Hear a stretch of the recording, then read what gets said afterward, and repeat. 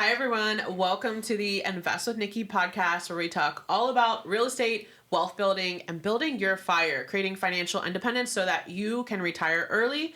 I am super excited. Today, I have some amazing friends, amazing guests. We have Randy and Matt Lape with Valley Waste here. Say hello to everybody. Hello. Hello. I'm so happy that you guys joined me today. Glad I could be here. Thank you for taking the time. And guys, they have an amazing story, and such hustle, such grit, and just great energy too. So I'm really excited for you guys to hear from them. So let's kick it off. Let's open it with a banger. Okay. So tell me, what problem were you personally experiencing that you said, you know what, fine, I'm just going to solve this myself? Well, I mean, we own a few short-term rentals, and we've had them for a few years, and I was like, oh, you know what? I think I can do this myself. I can manage these myself, right? So I started managing them, and everything was taken care of. I had a landscaper, I had a cleaner on the inside, I had all the property taken care of except for the trash. So I was like, well, who takes care of the trash? Well, since I'm going to be the managing the property, it's my responsibility. I mean, I can't wait on the guest or anybody like that. So it's like, oh, trash is a problem. And huge problem. Yeah, it's a problem across the board because nobody is assigned to it. We're trying to assign our guests to it, and that's a ridiculous thing to do. Right, So, you don't want your guest hauling trash cans in and out like they're on vacation. They don't want to. Especially if they're down by the beach. I mean, down in Palm Coast, right on the beach. They don't want to go to their vacation home and do chores, right? No. They have to do that at the house. Yeah, there's a lot of complaints in the industry about that. Like, oh, they have this long list of chores, right? And, for sure. Yeah, and then the cleaners, it's not really their job. No, of course not. Right? They don't have the equipment for it. They come in an SUV and they have 20 houses to hit. They're supposed to put 20 houses worth of trash in the back of their car? Right. Like, That's it's just going to smell. Not sustainable. No. And the other thing I found was that, guests don't check out on trash day. And cleaners don't come on trash day. So if the guests are dragging the trash cans down to the driveway, I mean, it could sit there for 2, 3, 4 days. And then what gets involved? Oh. Raccoons, weather. I mean, Smells. Bugs. Oh my gosh. Yeah, who wants roaches, right? That's the last thing you need on your review. Right. Or like the city, we've had some of our properties because the cleaners we used to do that where the cleaners would bring the trash out and then they would bring the cans in, but the cans would sit by the side of the road and now the city's fining you. Right. Or your neighbors are complaining, or we don't have a ton of short-term rentals and HOAs, but HOAs can be a huge problem, right? Or what about the guest experience? How do you want that to start? Do you want them to stop their car, get out of it, take that empty trash can that's in the driveway and haul it up to the house so they can start their vacation on this, beach front property they're paying a good dollar for, Right. And I promise you, as a connoisseur of short-term rentals, I've gone to a lot of, vacations on it. The one thing I think about is like, okay, you've got the list of chores. What am I paying a cleaning fee for? That's what they relate it to, and they're like, oh, they're mad. They have to handle the trash. Yes, absolutely. And obviously, we know that in short-term rentals, the game is review based. Of course. And there's always this review based thing looming over your head, and so if they started off like that, if that's their experience when they're coming in, right? It's just not going to start it off on the right foot. They're already once there's that one problem, right? They're looking for more problems. We just had that conversation. Yeah, subconsciously they're looking for more problems now. Right, because that one thing wasn't perfect, right? And the trash, the trash I would say is probably one of the biggest annoyances. And another thing I experienced too is and you guys you service all of our properties, so you do so great with this, but when people are on vacation, they create so much trash. Yes. Especially in our bigger homes. I mean, they can fill up 3 or 4 trash cans in 4 days. Yeah, absolutely. And so now it's where does the next guest, when they come in, where do they put their trash? If it's not gone, yeah, exactly. So how do you get around that? What do you do? Yeah, I mean, so we have our on-demand also where we can go when a guest checks out, show the trash. I mean, that's kind of one of our mantras, because we you go to a hotel, if you went into a hotel room and saw trash there from the previous guest, what would you do? You'd be on the phone with the front desk. Yeah. I need a different room. This one's not clean. Yes. Or whatever. And that's the same thing. Why would somebody else have to either drag someone's trash to the curb or even deal with or look at somebody else's trash? It's just it's not appropriate when you're on vacation. It's gross. It's gross. It's nasty. When you're on vacation, I mean, some of these, 3,000, 4,000, 5,000 a week, and you got to. it just enhances the guest experience, you know, Yeah, all absolutely. throughout, when you don't have to deal with something as what they say is, you know, menial as trash, but it's really a big issue. Yeah. Yeah, you're right. So it's like, it's the guest experience and it's the care of the home, right? And And we say regulation and complying. for sure. And, you know, it's not even just what the guests create while they're there. They leave trash there. They leave the fridge full of stuff, right? So what do the cleaners do? Take that out, right? And they put it out to the rest. So now you can have mounds of trash sitting outside. I mean, we've been to properties that have 22, 25 bags of trash just from a few days or a weekend party or an event or something. So you want your next guest to come into that? I mean, Right. wow. Yeah. So whenever you guys started the company, tell me, you know, how did it start? Like, what's your origin story? I'm sure they want to know. That it started a little more with me. It was back in high school. It was a project that I helped the teacher create because he didn't really know what to do. So it was a project, you know, and the project was create a niche business, you know, create an idea of a niche business. And I was like, okay, well, we were living in a condo at the time and in a condo association with the dumpster across from us, right? None of us liked taking out the trash, and not even me, and I'm pretty young, you know? So I was like, well, what if we just did that for everybody, you know, especially like elderly people? You know, if you think of elderly people on the other side of a condo association, it's a long drag over there, or they have to put it on their car, scratch their car, put it in their trunk and leave it. I did that personally, you know, so you forget it, it's in your car. I've done that. Oh my Yeah, God. and now it's sitting in your trunk, and now your trunk smells terrible. So we were like, well, what if we started there in apartments? And that's really where Valley Waste had started, was supposed to be for apartment community homes, door-to-door service. You know, that wasn't really working. A lot of people were stuck in contracts. You know, it was like, we love you, come back in 5 years, and maybe you can win the bid, right? And so that's when Randy came forth. He's like, well, I own short-term rentals, and trash is a problem. So we were like, it's been right in front of us the entire time. So we went and talked to a few of our friends that own short-term rentals ourselves, and we talked to them. We were like, you know, what's the biggest problem? Trash. You know, yeah. You know, how do you take care of it, right?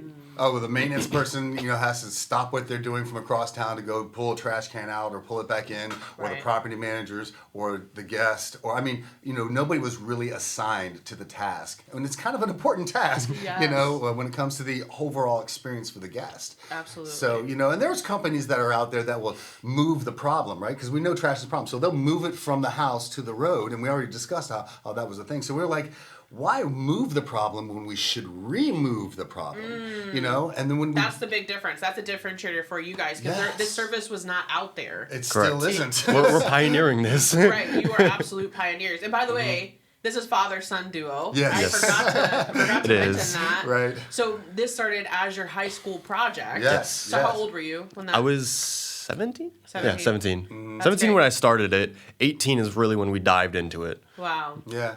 Because he moved down after COVID. I mean, I've always been in type real estate, whether it's been in mortgage businesses or doing flips, you know, buying and selling houses and stuff. So I've been able to acquire some rentals, or I was able to acquire some short-term rentals, and I always took Matt with me to Right. all these projects, you know. So he's been in some really nasty houses where we've taken stuff out, and he's seen the end result where it's a beautiful house, or the short-term rentals. So Yeah. he's seen a lot of this and has grown with all of this. With That's me, great. And so you saw that need.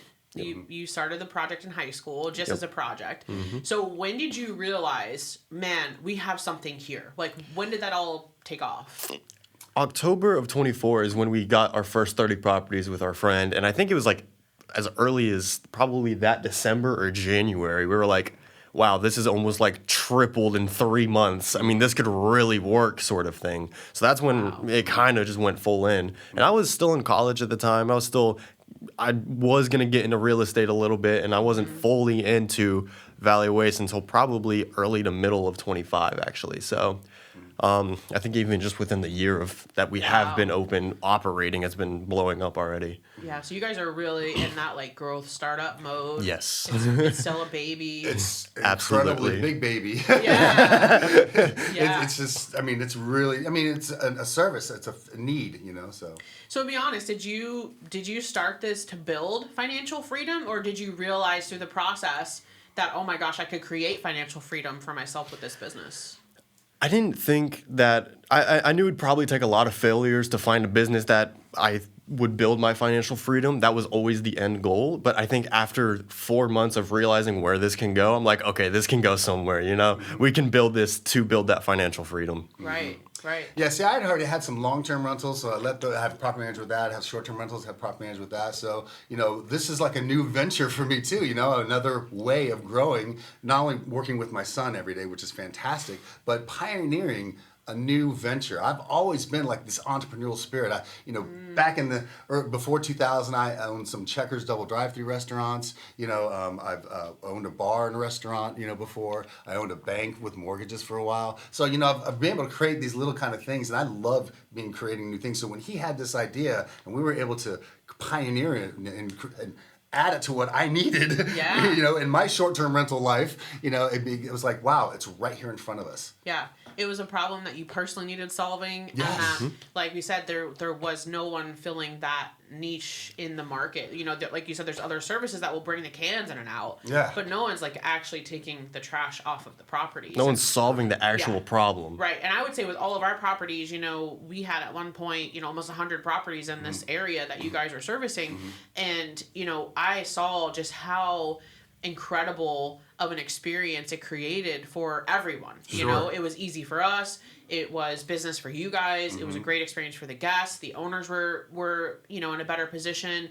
And the other thing is, you guys don't just remove trash. Right. What I consider you guys for my properties is like, you're my eyes on the entire exterior. Sure, right? yeah. Because you go above and beyond. Right. By you're walking the property, you're making sure that there's nothing sticking out that's like a big problem. You're picking up trash around the exterior because cleaners don't do that. Right, of course. Broken windows. What do landscapers do? They run over trash that's in the yard, right? So True. what do we have to do? We walk for that loose trash, because there is, out of cars, when they open the car door, there's loose trash that falls around, and we have that exterior inspection that we think is very important too. But it's going that a little bit above and beyond for customer service, because that's what we're in, is the service industry, right? We're not there just to get the trash. We're there to make sure it's gone. Yes. So other that drag the trash to the curb, they're like, okay, we're attached to that one can, and if there's extra trash, we have to leave it there because we're only getting paid for this one can. Right. And it's so transactional. Yeah, it is. It's like, would you want us to pick up the rest of this? We're like, duh, of course. Yes. I mean, we wanted you to pick all of it up. So that's what we also saw, was that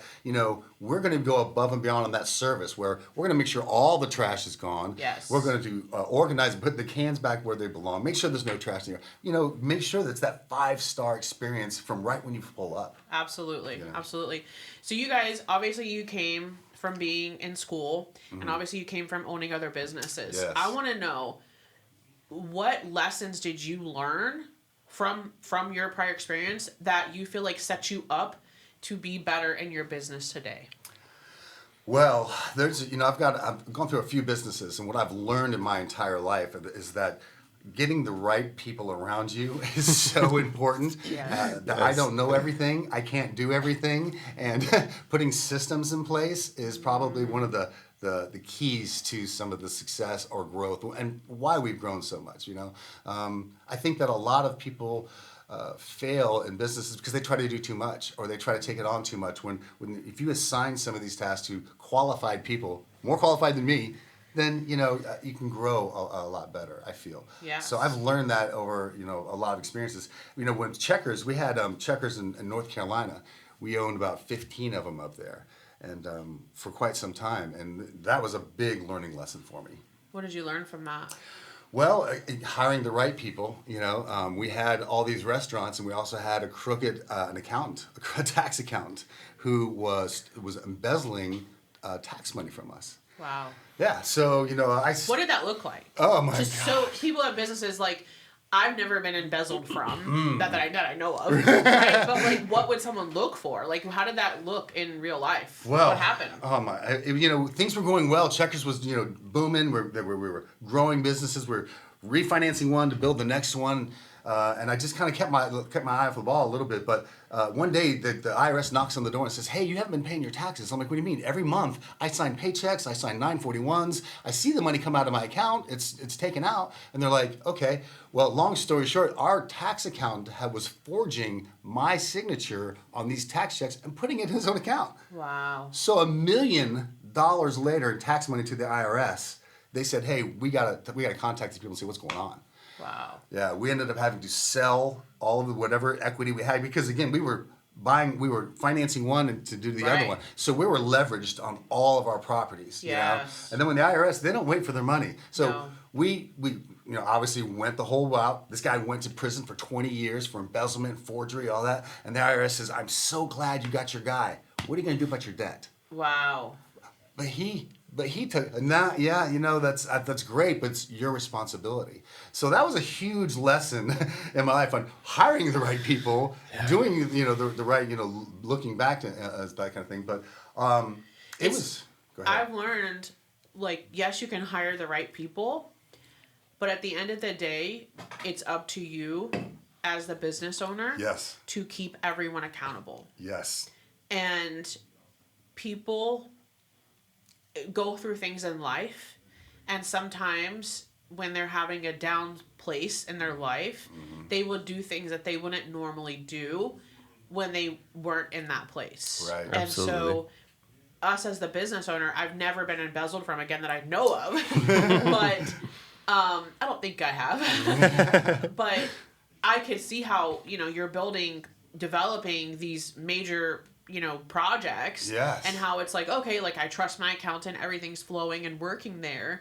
But if you aren't holding them accountable and really making sure, right. That it's being done correctly, they're like, oh, well, they're not looking. Right. I can get away with things, Yes. and yeah, that's a really hard lesson. Ooh, it was I'm a hard sure. lesson. Yeah, it took me out of restaurants, to be honest I with bet. you. I bet. It took me out of restaurants. It took me on a spiraled path, because there was a lot of just legal things, and alcohol for me was involved, where I really spiraled into bad decisions and stuff, and I kind of went to real estate as a savior, and the mortgages. I started in the first part of 2000, Wow. so did that for quite some time. But when it took off till 2008, so I started with mortgages and ended up owning my own bank. I was a mortgage banker. I had a line of credit, millions of dollars. So when the industry fell in 2008, there was another big fall right there, right? Yeah. Holding all these cards again, Right. So I learned. Were you over leveraged then too? Again, Okay. over leveraged. That's kind of been my mantra in life. I over leveraged to build restaurants. I over leveraged to grow that company, and then I over leveraged on flipping houses. Because I was holding so many, and then we had a turn in the market not too long ago after Yes. COVID, right? It was great for COVID, and then it was a turn in the market. Well, that turn is the same time Matt came up, down to Florida from North Carolina. Right. And says, hey, there's so much opportunity here. And so I got help, I ended up holding the bag with some of these flips and stuff. So I needed to find my next new entrepreneur. Your cash flow. Yeah, my Your cash flow. I did. Right. Yeah. And because he had this great idea. let's talk about school. So you are in school. When did you realize school wasn't it? I knew that from probably freshman, sophomore year. During COVID, actually, I was like, none of this really makes sense. I mean, I can learn all of this, but I'm not really going to apply it to anything. And it was actually, honestly, it was my first job. I worked at a pizzeria for villas. I probably worked there 50, 60 hours a week. I mean, it was definitely not, legal, I would say. I was 15 at the time. Yeah, right. So I was a full-time job sort of thing. And I was like, I don't want to do this for my entire life. And I hear people I just wake up, go to work, come home, and repeat. I'm like, I don't want to live that life. And I was living that during COVID, stuck in my room. I wasn't on school, focusing on school. I was playing video games. It was just a constant loop. I'm just like, I want to get out of this. So that's when I called him and I was like, hey, I want to move down to Jacksonville, and then I had to explain that to my mother, of course. Yeah. Wasn't easy. But yeah, I ended up Is she moving. happy for you now? She's happy for me now. Good. Yeah, she's definitely happy for me now. Yeah, biggest supporter. Biggest supporter. Yeah, during the time, it was a lot harder to see than it is now. She sees kind of what we're doing down here, and I try to keep her up to date. But It's kind of hard not to take that personal. You're a mom, you know what I mean? Sure. So Yeah. your son's like, hey, I want to go live with dad, so it's kind of hard not to take that personal. And there was a lot of, just open conversation about that, and it was opportunity was what he was looking for. Right. And he'd come and visit me. Him and his brother would come down and visit, and I'm taking them through the houses and stuff, so they're seeing opportunity. They're seeing the opportunity, yeah. And it's the thing I think I struggle the most with family is that they're never going to fully be able to see your vision. Right. It's not their vision, so it's not theirs to see. Right. But when you're trying to convince them or explain to them, I mean, it's not your job to convince, right? But you want your family to be behind you and to support you. And sometimes that's so hard. And actually, so right now we were talking about, before we started recording, you guys didn't get this juicy part of the story, but you talked about in college, your teacher, you want to tell them about that? Yeah, I had gone to college mainly because he really wanted me to. I was like, okay, I'll go. And then I was going into business management because I wanted to build this. And then I was talking to my business teacher, and I was like, he's never owned a business. Yeah. He doesn't know the footwork of business. He knows what's taught in school, but so much more comes from experience. And we were talking about that on the way here. You can have someone with a PhD as a doctor, maybe a year of experience, and then you'll have a doctor with 25 years of experience, done tons of surgeries. Who are you going to go with? You're going to go with the people with experience, Everything you need to learn. You want to learn from. Exactly. Everything you need to learn about business is from people with experience. Absolutely. And if they have no experience, there's no reason to learn from them. Right. So that's when I dropped out, and I was like, I'm not doing this. I had the same path. So I actually graduated high school a year early because I was like bored in school. Sure. And I just went to public school here in St. Augustine and St. Augustine High, and I was like, okay, well, I'm gonna go to college and try it. I loved business and marketing. I was, from a young age, my mom was in sales. Mm-hmm. She built herself from nothing, to very successful.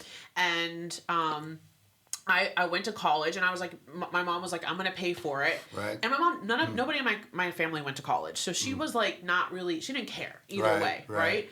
And when I went, I was like, Mom, I don't want you to pay for this. I'm going to pay for it. I was already working and I started in vacation rental management. That was my first ever career at 17. I was running a vacation rental resort, 132 units on the ocean front. And I was like, you know what? I'm going to go to school and I'm going to pay for it. And so I did.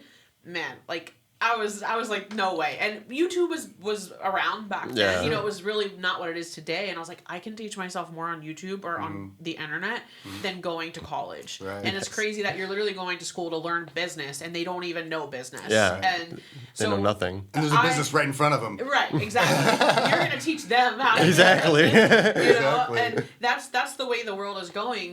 These colleges, unless they're really like, teaching you application, right? It's really hard for me to get behind that. And I wanted him to at least experience college, because his 3 older siblings have all gone through college, biochemists and all that kind of stuff, But I said, go there and see if that's where your path is, because if that's not your path, then that's okay too, right? Which is exactly why he's with me now, and we're together and doing this, because he realized that he wants to go to college to learn how to run a business. He wants to, get into real estate to learn how to run a business. Well, there's a business right here. Let's run it. The only way to learn is to do it. Right. Figure it out. It's just to do it, and you guys are absolutely figuring it out. Yeah. This is the best way to, because real experience. Yeah. Right. The big problems I have with college is if you're not going for like the partying and all of that, there's really no reason. Yeah. I mean, I actually told my daughter, which we just pulled her out of school. We were in public school. And then we pulled out and went homeschool, and then we went to private school, and now we're pulled back into homeschool. And I'm like, nothing they're teaching you is going to apply in the next. You need to be studying AI. Exactly. You need to be studying, social media. Get with content. what's growing. You need to be doing all of that, right? And I mean, that's what we're doing now. Right. So I was like, you know what, she has a different path. But I agree, like if you're gonna do biochemistry or something, you probably need college. I'm not saying college is bad, but for entrepreneurs, college offers zero value. Yeah. Just don't even go. It's not even worth it. I feel like they created that subject, after they did all the other ones, like, all right, we need something for business, let's go entrepreneur, because sure, you can look on the outside, but until you actually swing the hammer, right? That's right. I think the quickest way to learn how to do something right is to first do it wrong. Yeah. And you'll quickly learn. That is the fastest way. You'll quickly learn what you need to do and not do, right? Absolutely. And that's kind of what because we don't have like any competition. There's no real like set procedures. We're creating all this kind of stuff, so we've made a lot of mistakes, right? And we've had to just adjust. Do you feel like anybody's gonna start ripping you off? Do you feel like that's coming? I feel like I welcome that because to me, I feel like competition is good. Mm-hmm. I feel like, if there's more people doing what we do, then more people will know about it. And they can say, okay, well, maybe I've tried them, but let's try Valet Waste FL because they've got such great reviews. They're a pioneer and they started it. And those are the ones where you're going to, I love the competition. I hope somebody else comes out with it. Absolutely. Because maybe they'll have some ideas. Mindset. Yeah. Love that mindset. And it's interesting. I've noticed with working together on all of our properties, we have a management company where we manage properties for other owners. We also own our own properties. Right. And something I found is there is this barrier that they don't understand why they need a service like this. Correct. And it's almost like you're having to convince them. But nobody would be convinced, they don't need to be convinced that the county has to pick up their trash. Correct. That's just normal. Right. Right? But they don't understand a short-term rental.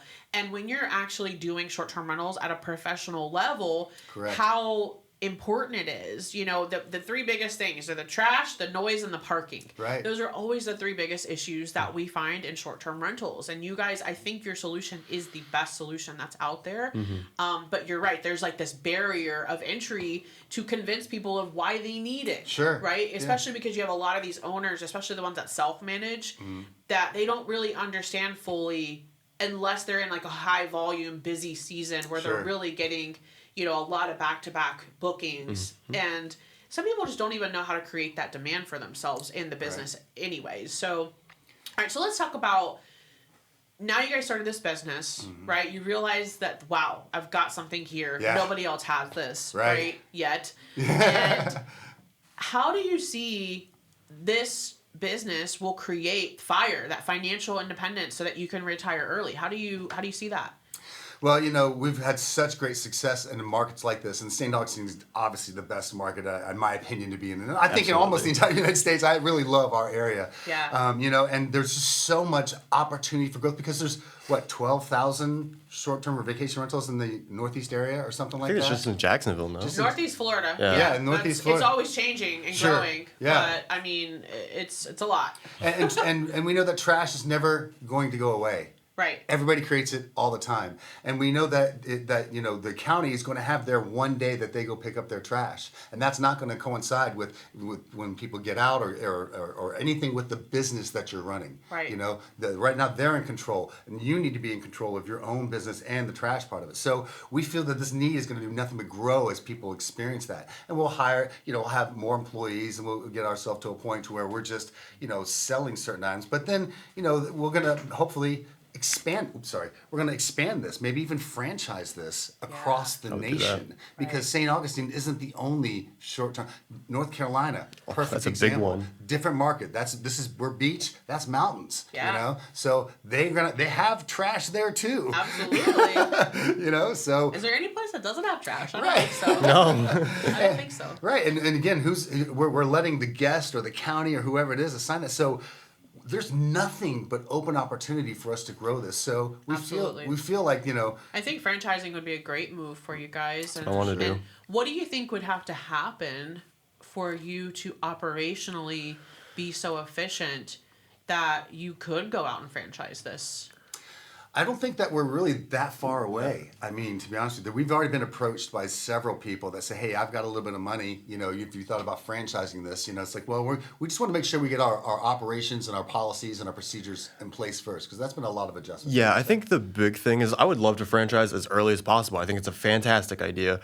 But we're pioneering it, right? We need to get our system, make sure our systems are in place, make sure it's good. If this one were to operate itself a little more, I wouldn't mind, going, helping out, with the other franchises, because obviously I'd want them to succeed as well. Right. But I don't think we're that far. I think maybe in a year or two, maybe less. I think I could see it a couple of years, because we already get the branding part going pretty well. Yeah. And we felt really good about our branding. We have our truck wrapped, our large garbage truck, our $180,000 investment, which was scary as heck. Yeah. As an 18-year-old kid, putting it in his name. I don't know how that happened. We started with black shirts, which we Right. weren't service interested. So now we have the bright shirts, the colors, the service part of it. There's a lot of just tweaking that we want to do, so that way when we do just copycat this across the nation, it's a very easy plug and play. Right. So what do you think is your biggest challenge? Like, what's stopping you? I still feel like getting accepted for our service, our needed service, That barrier, yeah. I think there's a lot of people that don't fully understand that it's just one of those really overlooked details that kind of need to happen. You know, someone has to do it, whether it's, you know, another company or a cleaner. I mean, it has to happen, right? Right. So there's that barrier. They're like, well, county's going to take the trash. I don't need you to take the trash. Yes. Well, still needs to get to the curb. And if there's trash in the recycling, well, now county's not grabbing that, right? So now it's a problem again. So now you're just having to worry about it again. The county doesn't care about your business. No. Valley Waste does. Exactly. Right. Yeah, I mean, we are short-term rental owners. We know what you need. Right. We know what it's supposed to look like. I mean, they're just doing the job. We're there to perform. We're there as a service. Well, let's caveat. They only do their job if you did your job. Right. Exactly. Where they needed to be. Yeah, they're not going to the side of the house to grab it for you. You know, it's staying there. And if it's not by the curb, if it's not perfect, they're not taking it. Oh, it's in the recycling bin. Oh, they're just going to leave it. You know, who takes? I mean, guests don't know not to put it in the recycling bin. Right. You know, or they do and they don't care. You know. Is there a play with your business to market this to residential homeowners so that they never have to worry about taking their trash out and then they could forego their county trash or city trash? The foregoing the city and county trash is the issue because Yeah. right now it's in the real estate, you know, and to be honest with you, the reason that you can't opt out of it is because they don't know how to control it. How do you know to miss this address and do the next one? They're just going down the street, man, boom, boom, boom, trying to finish their day as quickly as possible. You know, they're not going to know to skip yours. I see. So they just like, we're not going to do that. We're just going to incorporate. Now, as businesses like townhouses or condo associations where they have to pay for their trash, that's where our opportunities are for sure. But gated communities and other things, we can be that supplemental trash. Because again, there's some places where it's just once a week. Well, they may need that second trash. You get them pick up on a Monday. By the time Friday comes and you're before the weekend and you've got parties going on, I mean, you know, some people want that supplemental. So we're getting a lot of that one-offs. Yeah, we're getting a lot of seniors. You know, Care Beyond the Curb is one of the programs we have where. Ooh, Care Beyond the Curb, I love that. Yeah, so that's for, you know, meant for elders 65 and older that taking the trash, you know, to the road is kind of a pain. You know, I mean, they've got to the place where they can afford the amenity of somebody else taking care of the trash. Think about this. We hire people to clean our house, do our landscaping, clean our pool, pay our pets. I mean, mobile detail. I mean, there's a pooper scooper now. There's a dog pooping scooping company. I mean, trash is the natural next service that needs to go nationwide. You know, as a service. You know, DoorDash. I mean, DoorDash your trash. Let's think about that, right? Ooh, DoorDash your trash. There you go. That could be a partnership we could talk about. Yeah, for sure. I would love to see from you guys. One thing I love about your business is you guys have so much fun. Yeah. It's like you really enjoy what you're doing. Like last night you guys sent me that photo accidentally, just like having fun. Yeah. And I feel like people would love to see you guys on TikTok and on Reels and sharing a day in the life or sharing, man, look at this beast of a trash, like whatever the thing is. Like today we picked up an airplane or whatever. Like, you know, we picked up a Boeing today or trashed it or like the crazy things that you come across, right? Or like, for sure. Sharing that journey of what you guys actually do and who you are. I feel like that would, like, people would just love that. Yeah, for sure. So that's something that I would love to see from you guys is just like a day in the life or a series on what trash we picked today or like get trashy with us today. You know, I feel like that would be really, I've got some cool. ideas. Well, we've kind of done a few little things with our mascot Bandit, who's a raccoon, right? Raccoons get into trash. It's the number one enemy of short-term rental. Yeah, so Bandit, you know, so we're like, so Bandit, give Matt a tip today, you know, what, you know, so we're starting to try to do a little bit of that kind of stuff. I've got a few ideas. You know, so that's great. We'll see, but I think you're 100% right. We need to kind of I think that's going to get that why our service is so important. You know, absolutely. So. Yeah. Yep. So, are you guys reinvesting your profits aggressively right now, and what does that look like, and when is it enough? Yeah, I would say that we are spending a lot of time reinvesting into our brand, you know, into our procedures, into our equipment to make sure that we're doing it more efficiently. So it's a good reinvestment into our websites, into our systems. I think that's kind of important because once you get those in place, that's when the cash flow just goes, you know? Yeah. I mean, we like to be a little more proactive with those things. So we are reinvesting a lot of our money back into our That's how you have to build. If you're not reinvesting, it's not going to work, you know? I mean, you kind of have to reinvest, and then, like you said, once that cash flow starts coming in, when you can start diversifying a bit. Things are moving so fast right now. And we see that just taking trash. I mean, I don't want to be, weird about it, but you can tell what type of property manager you have by the trash. You can tell what type of guests stayed there by the trash. I mean, it's very obvious. Let's dig into that. Let's get trashy right now. Trashy. All right. I want you to be weird about it. Like, let's talk about that. What do you find? Well, it's amazing, but you know. And then when we first started this, there was no bagging of trash. People just put trash in a can, and it was just nasty. And the trash cans got nasty. So we implemented this, kind of an offset saying, hey, bag your trash or you're going to get fined, And then people started bagging trash. But you can tell the professional vacation renters versus the ones that I just had enough money to make this vacation work. And you can tell the property managers that attract the professionals and the ones that attract the ones that you can just make it, just because of how they manage their trash. There's just a different level of care from some people. I mean, we go to some properties like on the west side of Jacksonville where it is a little crazy, And then we go down by the beaches. It's nice lavender smelling trash bags. and it's like, wow, this is great, We have a client, an individual homeowner, and every time you open the lid, a little spray comes out. Really? Yes, from the inside of his trash can. Oh my goodness. I mean, it's like, it smells so good. But I love taking his trash. But it's something that's like such a small detail that I think the guests will remember. They're gonna be like, hey, we stayed there. It was really cool. They had like a little spray in the trash can to make sure it smelled good. That's awesome. Houses are houses. It's gonna look great inside, but the little details are what they're gonna remember, I think. And it stays in the garage, right? The trash can stay in the garage because the HOAs is in the community. Right. And inside the garage, what does he have? What other smart short-term rental investors do? They put ping pong tables and foosball tables and gaming and something and amenities for others to do. They reinvest. He reinvests a lot in his property. And if he's going to keep his trash cans in there, well, then let's do the right thing. Let's hire a service that takes it away when the guests leave. He's an on-demand for us. Yep. So as soon as the guests check out, we get the trash. We're right on the same schedule as the cleaners. They get notified, so do we. Yep. And it's in an area that he wants guests to stay in and not have to have like any type of smell whatsoever. Yeah. So he's a smart short-term rental investor. Number one, my daughter would love that. She's like a smell freak. She like everything has to smell good. Yeah. So she would love that. I'm gonna have to talk to her about that. Give her that idea. And then number two, what if you started offering that to your customers as an ancillary service of something that you could, install into their cans and that be, that next level for them? That's something I thought of. For sure. Yeah. That'd be kind of cool. I've never heard of that. So. Neither have I. I never thought about that. Yeah. We didn't think of it either. And then we're running into a lot of things that we never thought about, like how to keep Bandit out of the trash. Right. There's those little hooks, but we saw somebody with an actual car seatbelt.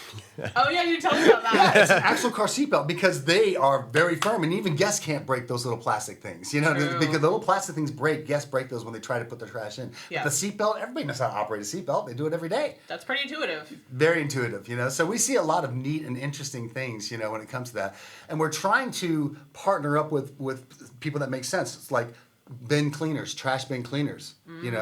They're the ones that not only have our same clientele at residentials and stuff, but short-term rentals. But those are the ones that have the clean clans because they're on the same wavelength as us as far as the enhanced service. Yes, right.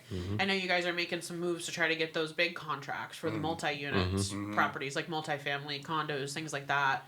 That's going to be really cool when you get that. Oh yeah. Hopefully. Hopefully, it's happening. Hopefully, yeah. It is happening. It is happening, because then that service end is that we go above and beyond on the service with that, because that's how that also started. They only take 1 or 2 bags. Well, we're there to take the trash. We're going to take it all. Right.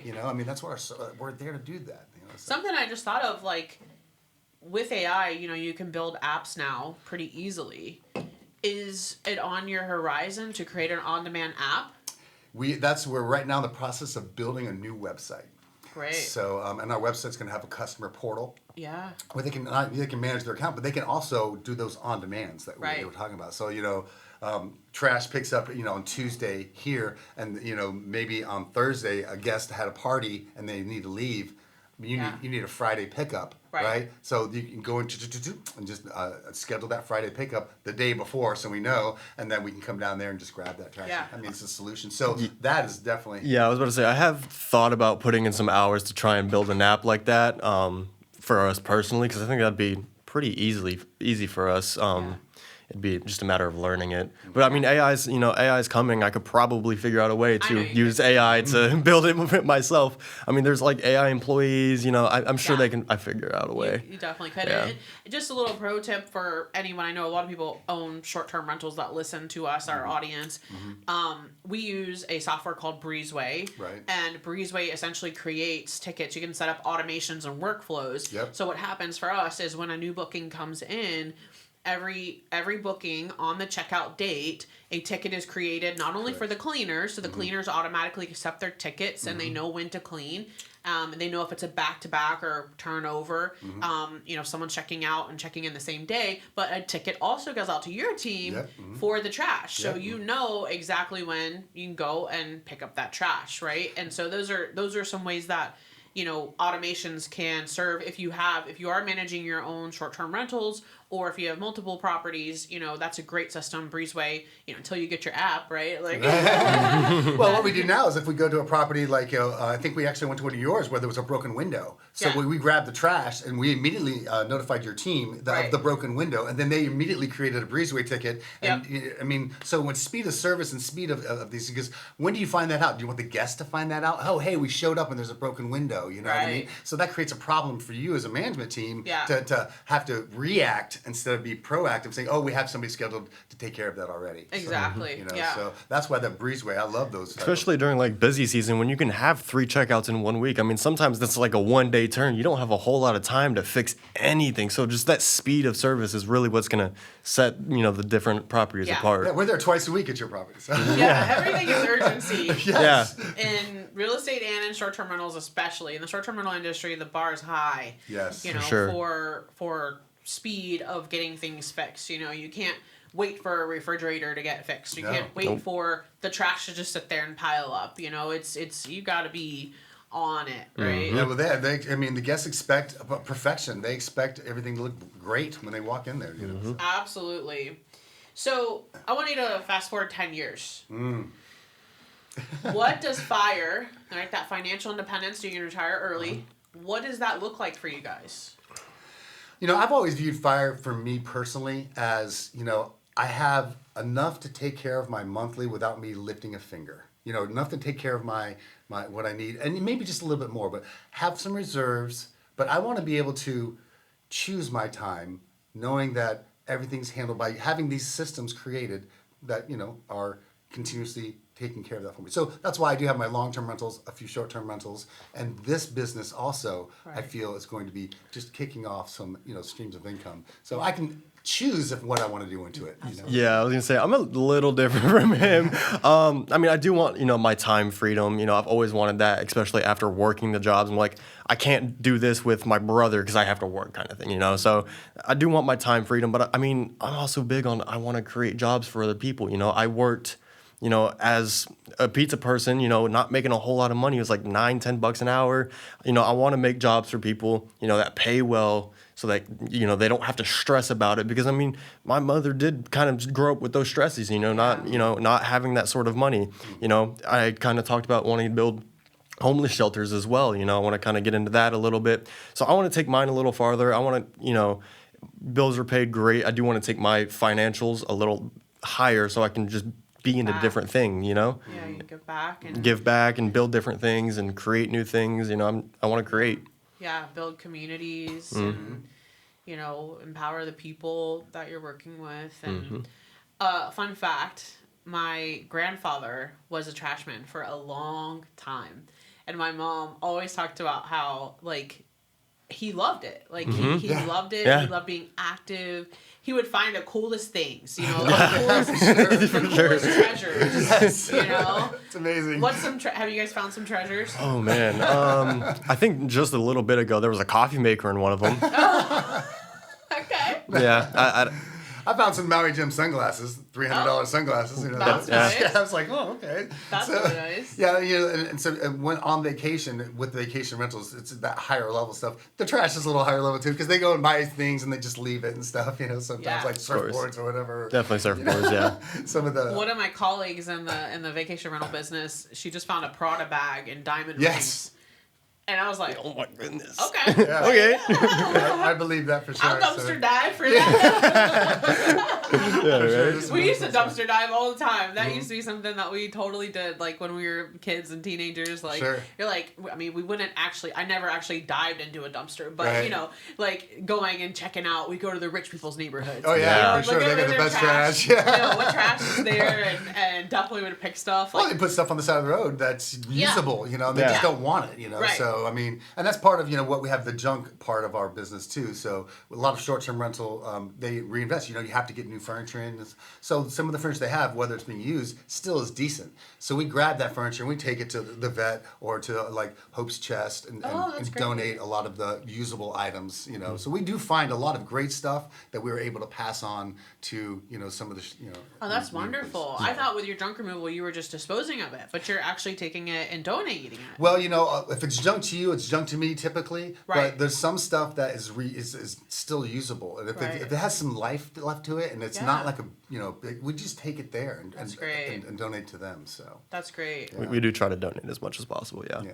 So I'm always interested in infrastructure and, you know, we live on this earth. There's like 8 or 9 billion people. Sure. And we all create a lot of trash. Yes. Right? What do you guys see the future of like our landfills and the earth? Like, do you have any inside knowledge into that? I'm gonna be honest, we're probably just gonna send it to space. Really? Yeah, I mean, That's not a bad idea. I mean, if you think about it, we don't want it on the ocean to pollute the earth more. Space is so vast that no one really knows. I mean, there's infinite space that we know of, you know? I mean, if we just took like a little rocket filled with trash and just sent it somewhere. With technology, you know, I mean, I go back to the future, you know, Yeah. think about that movie, right? The Right. influx capacitor where you fed the machine with garbage, you know, Yeah. and banana peels and stuff like that.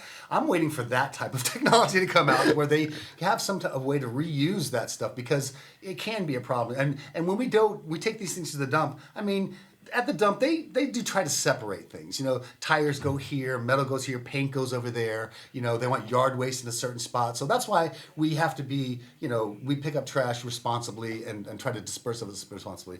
So they are trying to do some of that kind of stuff. But until they find a real use for it besides just burning it or landfilling and creating more, you know, ground for it, I guess, and letting it, you know, decompose.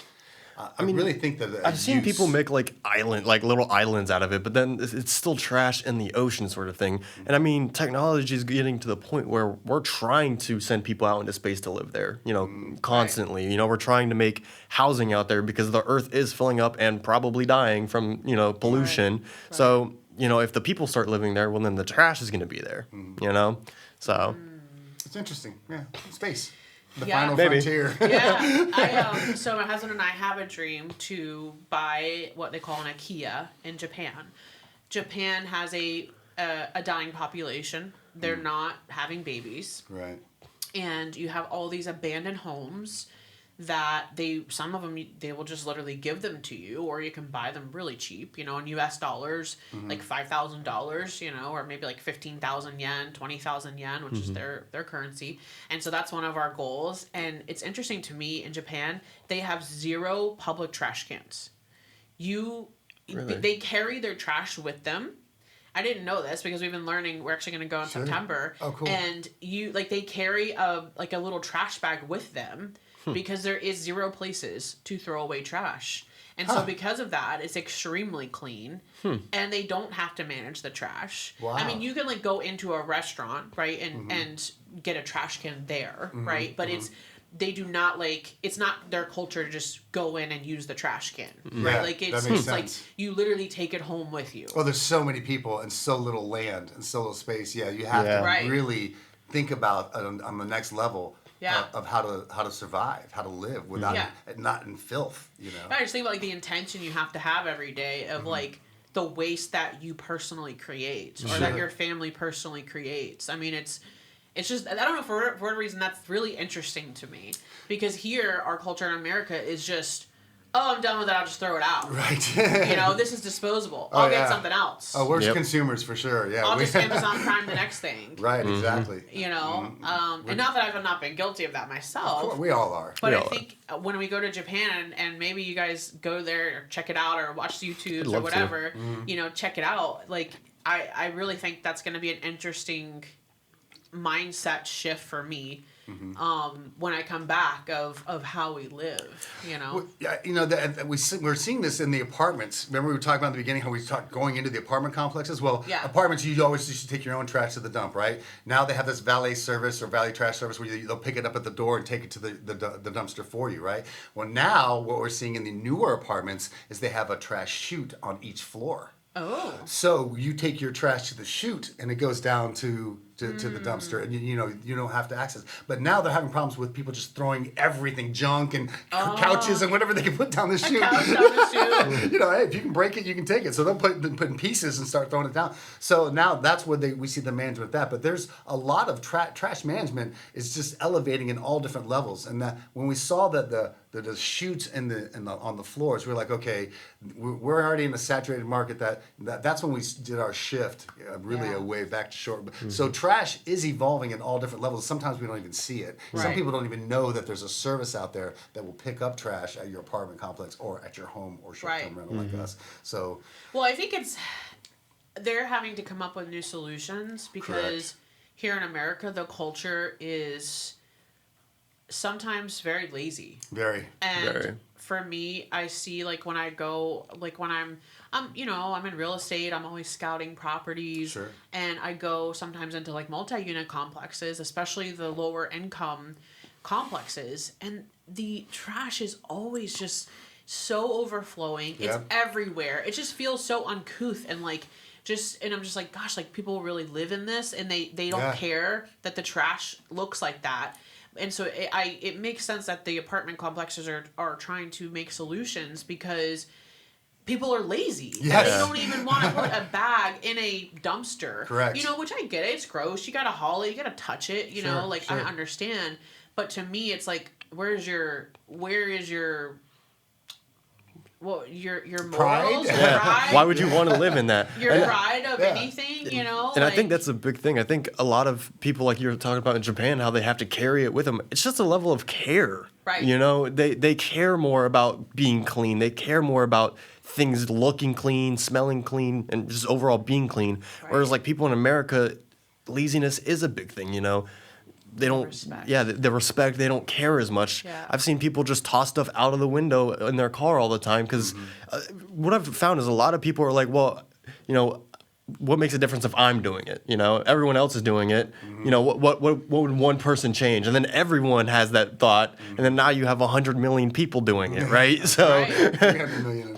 yeah. Right. So I really feel like what we're doing, and at least my intention, is I want to raise the standards. Yeah.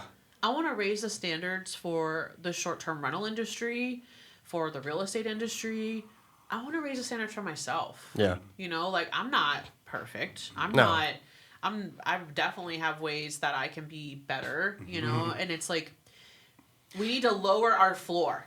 The floor needs to, we've got these ceilings of what we can be, Sure. right? And we'll never reach the ceiling. We'll get to where we think we want to be and we'll always want to be more. Mm-hmm. But we need to raise the floor of what is our default, right? And raising that standard, I really feel like that's what you guys are doing. Yeah. Yeah, for sure. It's the whole all about the guest experience.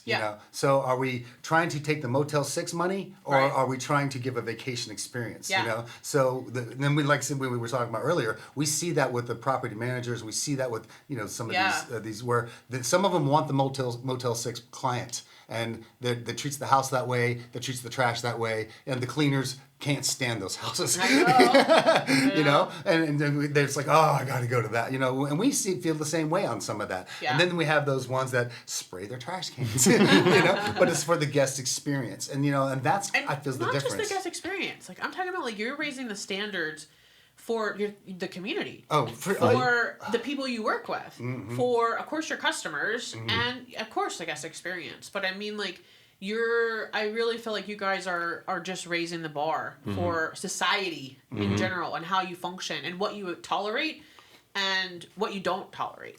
Well, you know what's not spoken about or talked about much is what the neighbors feel about our service. We just took over a property in St. Augustine that we actually do the yard for, the lawn for it as well. And the property managers from California came out because it's a new property for them. So they were doing some remodeling and stuff like that. We were helping with some of that stuff. But the next door neighbor, because they hired us, and we started taking care of the trash and doing things. So the next door neighbor says, what a difference your property management. We always had issues with the yard or with trash or with whatever it was, but since your property management has come into play, we don't have those issues anymore. The neighborhood, I mean, you got to respect them because they're the ones that either see or deal with, and they're the ones that are going to complain about your property or not even look out for your property. You know, so. But I think that's really where the bad taste leaves of short-term rentals are. You know, there's a lot of like neighbors that really don't like short-term rentals, and it could just be because the management of it. You know, if it looked clean, if it looked like a house, and you know you had guests, and you had guests there that actually cared about it and were getting good service. Maybe they wouldn't, be so against it, Or put signs in the yard, homes, not hotels. We've seen those things, all of the time. Mm-hmm. That's what I mean by raising the standard. Yeah. Like, how does it, let's talk about, like, the ripple effect of that. That increases the value of the home itself. Oh, of course. That increases the value of the neighboring properties. Mm-hmm. That increases satisfaction of the people in the community and your neighbors, right? And I don't know. I just want to make the world a better place, and I really feel of course. like that is what you guys are doing. So it's the plan. For sure. Yeah. And it's got an effect where it gives better return on investment whether you know it or not. You know, because absolutely. Yeah, it does. So. Absolutely. Well, guys, it's been amazing Yes, connecting. Thank you so much. Thank you. Talking. Of course. Is there anything that you guys want to leave the audience with? I think you hit the key is raising the bar when it comes to these amenities, these experiences, and what is the next level? What do you as a vacationer going to someone else's Airbnb want to experience? And I think that you should put those things out, and that includes the trash. I think that you should hit all levels of it. Not ignore any of it because it's all important. Right. Absolutely. Yeah, I agree with that. Yeah. Well, this has been so fun. Yes, I agree. Thank you. Can't wait for this to air and for everyone to watch and to just know about your business. And I know that you're going to be super successful. Yeah, and we're going to the Adventures of Bandit. We're going to keep you in the loop on those. I need to follow Bandit. Yes. We might actually have to make an Instagram account. The TikTok Bandit or something. An Instagram account for Bandit. Yeah, that is awesome. Oh Lord. Well, guys, thank you so much for tuning in to the Invest with Nikki podcast, and we'll see you next time. See you. Bye-bye.